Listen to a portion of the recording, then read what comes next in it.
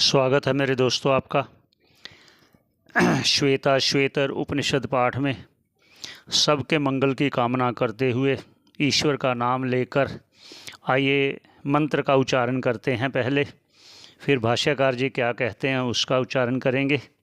आइए, मैं इस मंत्र में कुछ शब्दों को संधि विच्छेद करके बोलूँगा, आप ये देख लेना। संधि विच्छेद इसलिए करूँगा सुविधा के लिए, कि कुछ शब्द ऐसे हैं जो सुविधा के लिए उसको संधि विच्छेद करके बोलूँगा। अज्ञ, अज्ञौ, दौ, अजौ, जीव, जीव, अनीशा, अजा ही एका, भोक्त्री भोग्यर्थयुक्ता, अनंतश्चात्मा विश्वरूपो ह्यकर्ता, त्रयं यदा विन्दते ब्रह्ममेतत्। ये मंत्र है। मैंने पहले जो लाइन है उसमें संधि विच्छेद किया, बाकी मैंने वैसे ही बोला है। अब आगे क्या कहते हैं भाष्यकार जी, आइए। ज्ञा अज्ञौ, ये पहला पद है। ज्ञा अर्थात सर्वज्ञ ईश्वर, अज्ञौ जो अज्ञानी है जीव। ज्ञा अज्ञौ, ज्ञौ दोनों, दो ये दो, अजौ दोनों ही अजन्मा हैं। दोनों कौन? जीव अनीश। दो अजौ ईश और अनीश, ये है संधि विच्छेद। ऐसे दो अजौ ईश अनीश, ये है संधि विच्छेद। दो ये दोनों, कौन? अजौ है। कौन है? जो एक ईश्वर है और एक अनीश्वर है। अनीश्वर मतलब जीव। ये दोनों ही अज है अर्थात अजन्मा है। क्यों कह रहे हैं ना, ईश्वर अंश जीव अविनाशी। अविनाशी अर्थात अजन्मा होता है, जो नित्य है। लेकिन ये कैसे है उस पर भी कथन आगे करेंगे। अजा ही एक कहा। अजा, ये जो अजा है प्रकृति ही, प्रकृति है। क्यों? ही मतलब क्योंकि एक ही क्या करती है, फिर वो प्रकृति क्या करती है? भोक्त्री भोग्य अर्थयुक्ता, ये भोक्ता भोग्य और भोग से ये युक्त करा देती है। किसको? जीव को। क्यों? क्योंकि ये माया के अधीन होने से। ईश्वर के अधीन माया है और माया के अधीन ईश्वर है। इसलिए आगे के कहते हैं अनंतश्च आत्मा।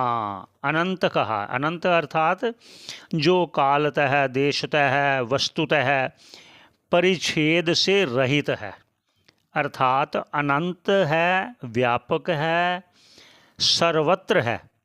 अब काल, देश और वस्तु का भी यहाँ वर्णन कर देते हैं। क्या कहते हैं? कहते काल से, जो मतलब काल का मतलब जो अब है, पहले नहीं था, आगे नहीं होगा, ये काल का हो गया। अब देश हो गया, देश इस देश में है लेकिन उस देश में नहीं है। जैसे मान लीजिए जो जहाँ है एक वस्तु, लेकिन दूसरी जगह पर वो नहीं है। और सुविधा से आप सरल शब्दों में बोले तो मान लीजिए एक आदमी कमरे में बैठा है लेकिन बाहर वाले कमरे में वो नहीं है। ऐसा देश का लीजिए। काल का लीजिए, जो एक अब व्यक्ति है लेकिन इस कमरे में कल वो नहीं था। ऐसे काल, काल से लीजिए। अब वस्तु से ले लीजिए। वस्तु से ये देखिए, जैसे एक घड़ा है, घड़े में वस्त्र नहीं है और वस्त्र में घट नहीं है। दोनों में भिन्न होने के कारण, भेद होने के कारण ये इससे वो रहित है। कौन रहित है? वो परमात्मा, वो आत्मा।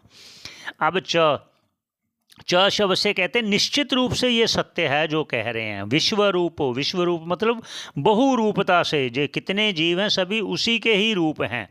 ही अकर्ता, ही मतलब यस्मात, यस्मात मतलब कारणात, यस्मात कारणात, इस कारण से, अनंत होने से, बहुरूप होने से, अकर्ता अभोक्ता होने से, इस कारण से, इस कारण हम, जैसे ये आगे कहते हैं अकर्ता, अकर्ता जो करता नहीं है, इस कारण से, बहुरूप होने से, अनंत होने से, आत्मरूप होने से ये अकर्ता है।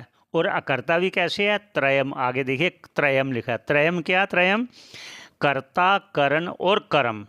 जो करता होता है वो जो कर्म करता है किसी करण से करता है। जैसे मान लीजिए कोई मिस्त्री का मकान बना रहा है तो उसके हाथ में करंडी होगा, वो करण हो गया, कर्म उसका मकान बनाना हो गया, खुद करता हो गया। ये तीन, ये त्रय को त्रयम जो कहा, त्रयम इस कर्ता करण और कर्म से रहित, आगे भोगता भोग और भोग्य वस्तु से रहित, जब कदा जब होगा, यदा जब ऐसे होगा तो फिर क्या करेगा, विंदते लभते किसको, आत्म तत्व का लाभ करेगा।